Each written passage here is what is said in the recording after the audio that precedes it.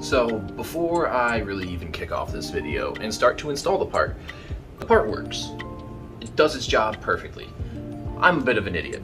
So you'll see in the video, I did not know that you're supposed to lube the vacuum lines before you go throw them on. So I broke something on the brand new part, so that sucked.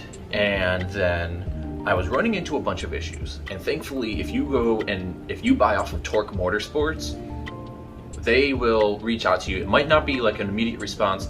I was freaking out because I'm like, oh, my car is braking. I didn't get an immediate response. I kept freaking out because I'm an idiot. And then eventually they reached back out to me and they helped me problem solve over the course of like a week. I have the answer for you, so you don't need to problem solve. Check and make sure if you have a boost gauge, make sure it's placed in the right spot. I did not have my boost gauge in the right spot. I tapped into the wrong line. So when I put the part in, I was no longer able to read boost. So with the stock solenoid, the line I tapped in for boost was giving me boost and was giving me vacuum. With the new solenoid, I put it in and the new solenoid made the blow-off valve super touchy. It's like the most sensitive thing I've ever heard for a blow-off valve, ever. So that threw me off and made me think, okay, is that supposed to be like that? And then I was only reading vacuum and not boost, ever. So that really worried me.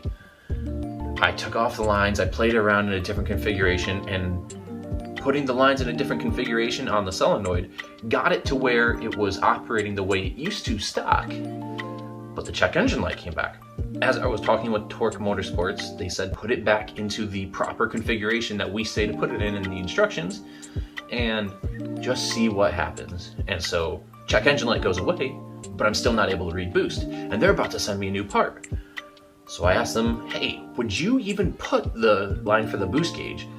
Would you tap into one of those 3 hoses that connects to the solenoid? And they said no, because those are regulated, you need to go into this one. Okay, so just to start off, I run into issues, but I wanted to save you the trouble. Run it the way the instructions say, and it will do its job. Your blow-off valve is going to be touchy, it's going to be very sensitive, but it's going to clear the check engine light. It will never come back on. I've been driving around for a while now, probably a couple months, and 0 problems. The check engine light is completely gone. I'll be able to go get my inspection without a problem now, all thanks to this part. So what I did was I went online, and I've never been onto Tork Motorsports store before, and I found this guy. And it specifically says in the description that it fixes P2261. So it should be pretty easy. You literally plug in one spot for the electrical wiring, and you plug in 3 different hoses into specific spots. And if you have any kind of question as to which goes where, you get it on the packaging. And the label says port location by number. Number 1, intercooler. Number 2, blow-off valve. Number 3, intake manifold. Those numbers correspond to the numbers on this guy. So you can see number 1 off to the right here. There we go. Number 1, you have the little hose going off there, and intercooler. Number 3, the numbers on the top there, goes to this guy that's coming straight forward. That goes to the intake manifold. And number 2 right there on the side goes to this guy coming out. That goes to the blow-off valve. So pretty straightforward. We should be able to figure this out pretty easily. Oh, they also include this vacuum line. And the diagram or the picture online when you go to order this has some zip ties in it, but they didn't send me zip ties. Pop the hood. It's like, it's down in there. It's underneath all of that annoying madness of hoses. Can I? There it is. Right there off on the right side of the screen.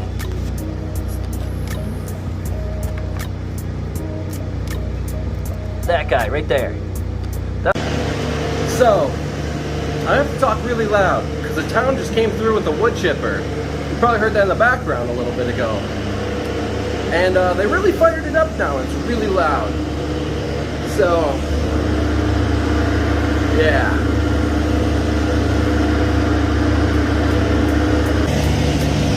So I went ahead and I took off the air filter here. It was just flathead. It loosen up the hose clamp, and then was able to pull it right off of the intake. And as you can see, we got plenty of room here to get down to this guy right here.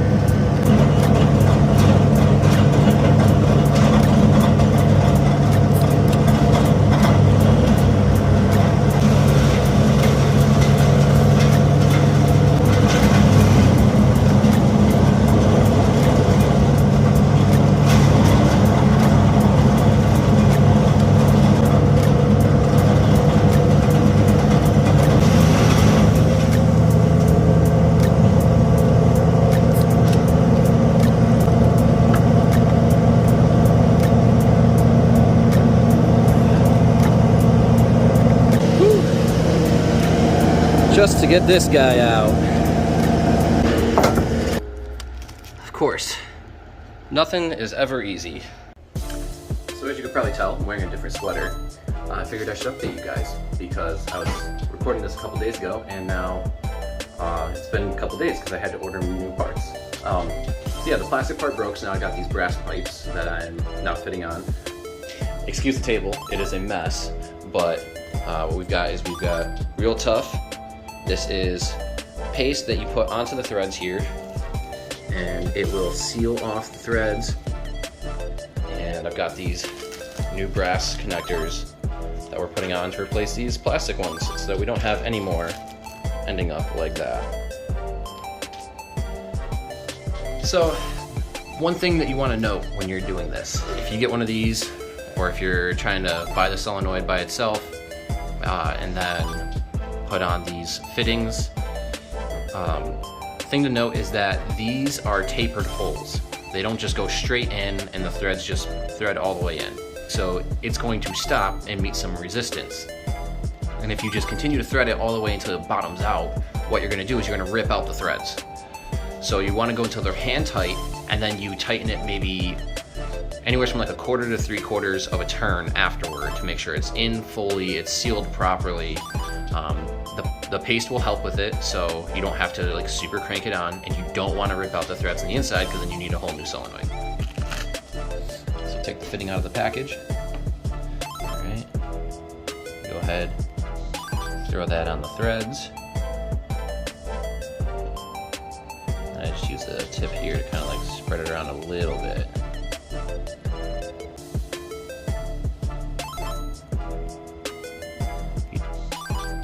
So now you take it, make it nice and gentle, get it in there, about finger tight, just a 1/4 turn there. So this should work. Looks a little bit different than when you order the part, but should work.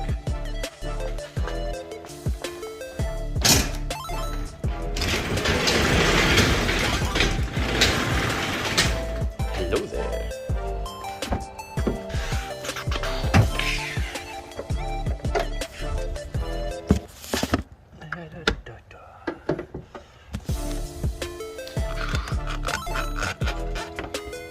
So, what we've got going on, pipe to the intercooler here. We got the plug down there. Got a hose right here. And then the other hose is right here. I'm gonna try and make it a little bit easier for me. I've got these T's that I've capped one end of it. I'll throw a zip tie on it just to make sure the cap doesn't blow off. And I'm gonna make some extensions on the hoses so that I have a little bit more room to work with, because that would be nice. This is the hose that they include.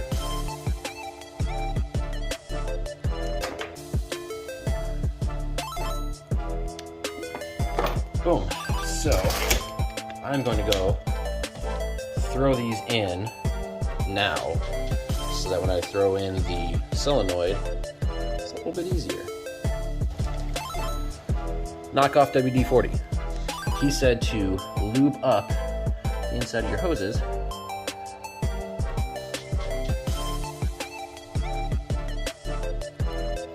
before you go and throw these onto things, so that they just slip on easier. And then if you're like me, and you have a habit of breaking things, you are less likely to break stuff. Look at that. We just gotta make sure that that works on the factory hose too. So we've got our 2 lines here and here. I am going to spray a little bit WD-40 in there.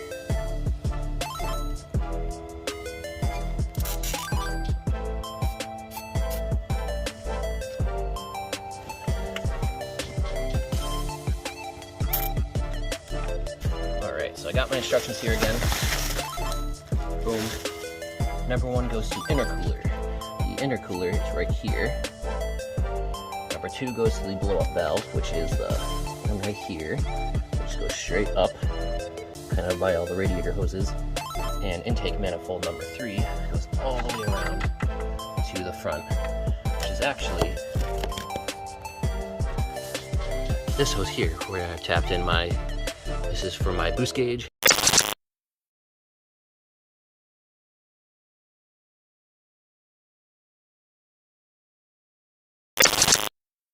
One goes to intercooler, which means this guy pointing back right towards this back line.